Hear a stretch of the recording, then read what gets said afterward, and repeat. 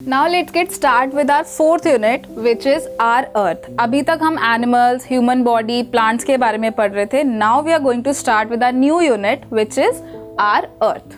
तो यहाँ पे हम शुरुआत करेंगे एक ऐसी इंपॉर्टेंट चीज़ से जो कि सबसे ज़्यादा इंपॉर्टेंट है आप सबके लिए, which is air.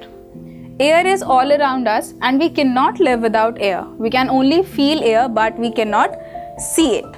और एल्स हम अगर बात करें, एयर एक ऐसी चीज़ है जो हमारे हर तरफ पे होती है, जिसे हम सिर्फ फील कर सकते हैं, लेकिन ना तो उसे देख सकते हैं और ना ही हम बता सकते हैं कि हाँ यहाँ पे आसपास हवा है, क्योंकि हम उसे प्रॉपरली सी नहीं कर सकते. Moving air is called wind. आपने देखा होगा बहुत ऐसे कंडीशंस आ जाते हैं, वेदर कंडीशंस की बहुत तेज़ हवा चलती है तो हमें पेड़ जो है बहुत ज़्यादा तेज़ हिलते हुए दिखते हैं या कपड़े बहुत ज़्यादा तेज़ हिलते हुए दिखते हैं, तो उस एक पर्टिकुलर टर्म को हम क्या कहते हैं, विंड कहते हैं. अब एयर जो है उसे आप बंद नहीं कर सकते, कैद नहीं कर सकते, लेकिन एयर जो है अपने किसी भी एक कंटेनर में किसी भी टाइप की शेप में फिट हो सकती है. कैसे? Take a balloon, blow air into it, it grows bigger. Why? Because air goes into it and this shows that air takes up the space. जब भी आप कोई बलून फुलाते हैं तो वो उसमें आप हवा ही तो भर रहे हैं, वो हवा कैसे एक स्पेस को कवर कर रही है उससे हमें पता चलता है कि एक्चुअली एयर एग्जिस्ट करती है. तो यहाँ पे आप इमेज में देख सकते हो कि किस तरीके से एक बलून को फुलाने के बाद उसका साइज बढ़ता चला जाता है और जो एयर है वो अपना एक स्पेस, अपना एक वजन ले लेती है. अब बात करते हैं कि एयर की जो हाइट है उसकी हाइट भी है, कैसे है वो भी हमें पता लगेगा. Take 2 balloons, fill air in one of the balloons. आपको 2 बलून्स लेने हैं और उसमें से एक में हवा भरनी है. Keep both the balloons on the 2 pans of a balance. आपको बैलेंस करके दोनों बलून्स को रखना है. You will find that the balloon with air in it is heavier. जैसा मैंने पहले बताया कि जब भी एयर स्पेस लेती है तो वो अपने आप हैवी हो जाती है और उसी से हमें पता चलता है कि हवा अपने आप में एक स्पेस लेती है. This shows that air has wait. आप यहाँ पे देख सकते हो एक इमेज दिखाई गई है कि एयर भरने के बाद जब आप बलून का वेट करोगे तो वो प्रॉपरली आपको एक वेट मेजरिंग मशीन में दिखेगा.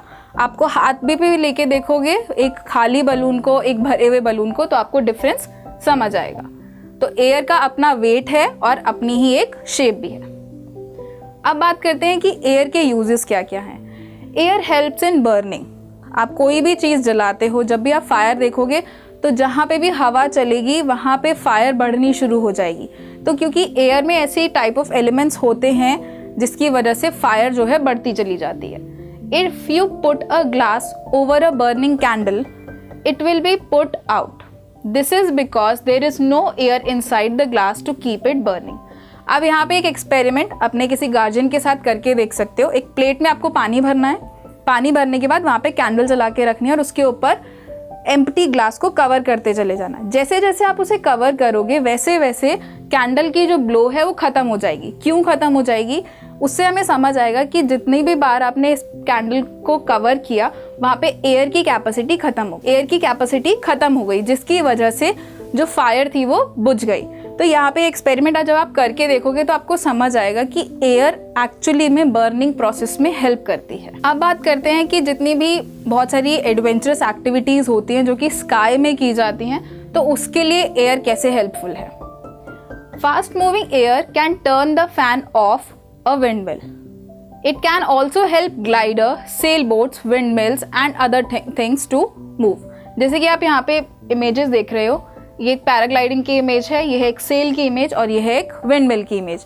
तो ये सारी इमेजेस डिपिक्ट करती है कि हवा का जो रुख है, जो हवा का जो डायरेक्शन है, उसके हेल्प से कैसे कैसे लोग ट्रैवल करते हैं. सेल जो है इस एक वाइट कलर के क्लोथ को अपनी सेल पे लगा के रखते हैं, बोट पे लगाते हैं, so that they can get the direction into the wind, कि विंड किस तरफ जा रही है वो उस तरफ के डायरेक्शन में ट्रैवल कर सके.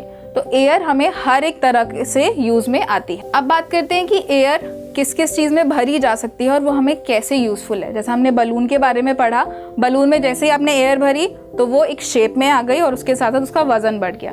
तो वैसे ही अगर हम देखें तो एक रबर बॉल जिससे कि आप क्रिकेट खेलते हो, स्विमिंग ट्यूब जैसे जिससे आप अपने आप को बचा सकते हो, कैसे डूबने से बचा सकते हो. व्हील ट्यूब जो कि आपकी साइकिल्स में लगे होते हैं, वो सब ऐसी एयर से फिल होते हैं जिससे कि आपको सेफ फील होता है और उसके साथ साथ ऐसी बहुत सारी चीज़ें हैं जिसमें एयर का होना ज़रूरी है। अगर एयर स्विमिंग ट्यूब में नहीं होगी तो आप डूब जाओगे, आपकी लाइफ जैकेट्स में नहीं होगी तो आप डूब जाओगे। बॉल में अगर एयर को फिल नहीं किया गया तो वो बॉल प्रॉपर तरीके से शेप में नहीं आएगी। तो कहीं ना कहीं एयर एक ऐसा एलिमेंट है जो कि हमें हर जगह में यूज आता है। Now let's take a quick recall. Air is all around us, we can not see air but we can feel it.